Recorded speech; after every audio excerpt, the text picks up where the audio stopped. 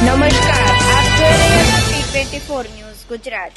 સુરત શહેરમાં છેલ્લા 27 મહિનામાં ₹1,82,00,000નો 1 કિલો 804 ગ્રામ એમડી ડ્રગ્સ લાવનાર મુંબઈના ડ્રગ્સ માફિયા મોહમ્મદ લઈક શેખને સુરત શહેર ક્રાઇમ બ્રાન્ચે કુંભ મેળાના યાત્રીઓનો વેશ ધારણ કરી યુપીના આંબેડકર નગરથી ફિલ્મી ઢબે ઝડપી પાડ્યો। શહેરમાં પકડાયેલ એમડી ડ્રગ્સના 7 ગુનામાં ડ્રગ્સ માફિયા મોહમ્મદ લઈક શેખનું સપ્લાયર તરીકે નામ ખુલ્યું હતું। 27 એપ્રિલે 22 થી 24મી જૂન 2024 સુધીમાં ક્રાઇમ બ્રાન્ચ અને સારોલી પોલીસે ડ્રગ્સ પેડલરોને કરોડોના એમડી ડ્રગ્સ સાથે પકડી પાડ્યા। 27મી એપ્રિલ 2022ના કોસાડ આવાસમાંથી 17,15,000નું એમડી ડ્રગ્સ પકડાયું, જેમાં પેડલર મુસ્તાદ અબ્બા સહિત 3 પકડાયા હતા। આ ગુનામાં 26મી એપ્રિલે સુરત પોલીસ સ્ટેશન ખાતેની હોટલમાં રોકાયો અને મુસ્તાકના ઘરે જઈને 200 ગ્રામ એમડી ડ્રગ્સ સપ્લાય કર્યું હતું। સારોલીમાં 79,20,000ના એમડી ડ્રગ્સમાં પણ એનું નામ ખુલ્યું હતું। નામ ખુલતા તે મુંબઈ છોડી તે તેલંગાણા અને યુપીમાં ફરતો હતો। પોલીસ પકડવા જતા મુંબઈ છોડીને ભાગ્યો હતો। 23 જૂને સુરત રેલવે સ્ટેશન પાસેથી યુવક યુવતી એમડી ડ્રગ્સ સાથે પકડાયા। આ જ દિવસે સુરત ક્રાઇમ બ્રાન્ચે અલગ અલગ જગ્યા પરથી એમડી ડ્રગ્સ પકડી પાડી 5 ગુનાઓ દાખલ કરેલ હતા। આ 5 ગુનામાં મોહમ્મદ લઈકનું નામ સામે આવ્યું હતું। આથી ક્રાઇમ બ્રાન્ચે ટીમ બનાવી મુંબઈ ખાતે આરોપી મોહમ્મદ લઈકના ઘરે તપાસ માટે ગઈ। આ વાતની ખબર પડતા તે ભાગી ગયો હતો। શહેરમાં લઈકના 35થી વધુ પેડલરો, 7 ગુનામાં લઈક શેખનું નામ ખુલ્યું। મુંબઈ છોડી કર્ણાટક, તેલંગાણાથી યુપીથી નાસ્તો ફરતો હતો અને પોલીસથી બચતો હતો। આરોપીને સુરત ક્રાઇમ બ્રાન્ચે કુંભ મેળાના યાત્રીઓનો વેશ ધારણ કરી યુપીના આંબેડકર નગરથી ફિલ્મી ઢબે ઝડપી પાડ્યો છે। ગુજરાત સરકાર દ્વારા ડ્રગ્સ વિરોધી જે ઝુંબેશ ચાલુ કરવામાં આવી, જેમાં જેમ ટોપ ટુ બોટમ અને બોટમ ટુ ટોપ તમામ આરોપીઓ પકડવા તરફ લક્ષ્ય આપવા માટે અને no drugs in Surat city અન્વયે સુરત સિટીમાં ડ્રગ્સ માફિયાઓ વિરુદ્ધ જે અભિયાન છેડવામાં આવ્યું છે, એમાં એક સુરત ક્રાઇમ બ્રાન્ચને એક મોટી સફળતા મળી છે। સુરત ક્રાઇમ બ્રાન્ચની ટીમ દ્વારા યુપી આંબેડકર નગરથી મોહમ્મદ લઈક યુસુફ શેખ નાઓને પકડી પાડવામાં આવ્યો છે, જે સુરત સિટીના અલગ અલગ 7થી વધુ કેસોમાં એનું નામ ખુલી ચૂક્યું છે। સુરતનો મેઇન સપ્લાયર છે।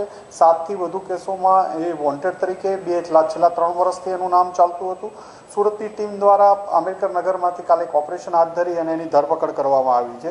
અને આના પોલીસે જ્યારે સૌથી પહેલાં 2022માં અમરોલી કોસાડ આવાસમાં મુસ્તાક એસટીડી, મુસ્તાક અબ્બાસ પટેલ, કુતબુદ્દીન ખાન અને આબેદ ઉર્ફે હસન શમાની 133 ગ્રામ ડ્રગ્સ સાથે જ્યારે ધરપકડ કરવામાં આવી હતી, એ જ કેસમાં મોહમ્મદ લઈકનું નામ પહેલીવાર પોલીસના ધ્યાનમાં આવ્યું હતું। ત્યારબાદ સારોલી ચેકપોસ્ટ ઉપર એક કેસ કરવામાં આવ્યો હતો, 700-800 ગ્રામ જેટલું એમડી મળી આવ્યું હતું, એમાં પણ સપ્લાયર તરીકે લઈકનું નામ સામે આવ્યું હતું। ત્યારબાદ ક્રાઇમ બ્રાન્ચની ટીમ દ્વારા 2024માં મોહમ્મદ તોકીરને ઉધના દરવાજા પાસેથી પકડી આવવામાં આવ્યું હતું। એમાં અનીસ મામુ અને અનીસ મામુ પછી ફરીથી પાછું લઈકનું નામ ધ્યાનમાં આવ્યું હતું। ડીસીબી પોલીસ સ્ટેશનનો તે 2024નો બીજો કેસ છે રાબિયા બીબી અને શફીફ ખાન, જે 252 ગ્રામ એમડી સાથે રેલવે સ્ટેશનની બહાર મુંબઈથી સપ્લાય કરવા આવતા પકડી પાડેલ, એમાં પણ અનીસ લઈકનું નામ આવ્યું હતું।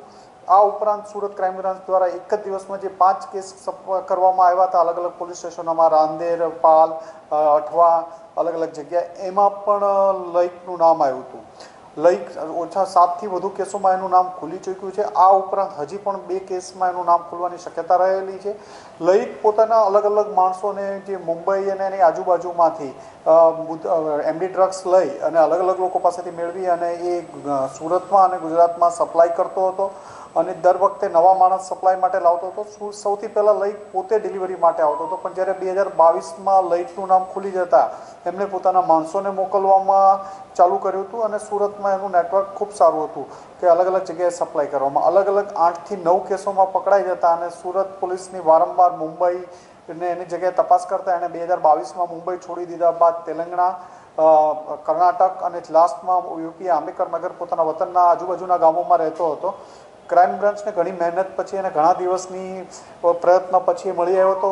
સુરત ક્રાઇમ બ્રાન્ચની ટીમ અયોધ્યા અને વગેરે ત્યાં યાત્રાળુઓને કુંભ મેળામાં દર્શન અથવા પ્રવાસી બની અને ત્યાં રેકી કર્યા બાદ પાકી ખાતરી થતાં મોહમ્મદ લઈકને રસ્તા ઉપરથી હાઈવે ઉપરથી ઉપાડવામાં આવ્યો હતો અને ખૂબ જ એક મોટી સફળતા છે. અને સુરતમાં ડ્રગ્સની સપ્લાય જે ચેઇન કાપવા માટે પણ એક મોટું સફળતા મળી એવું કહી શકાશે કે જે સુરતની ચેઇન સપ્લાય કટ થશે આને પકડાવાથી. આવા અવનવા સમાચાર જોવા માટે જોતા રહો P24 ન્યૂઝ ગુજરાત.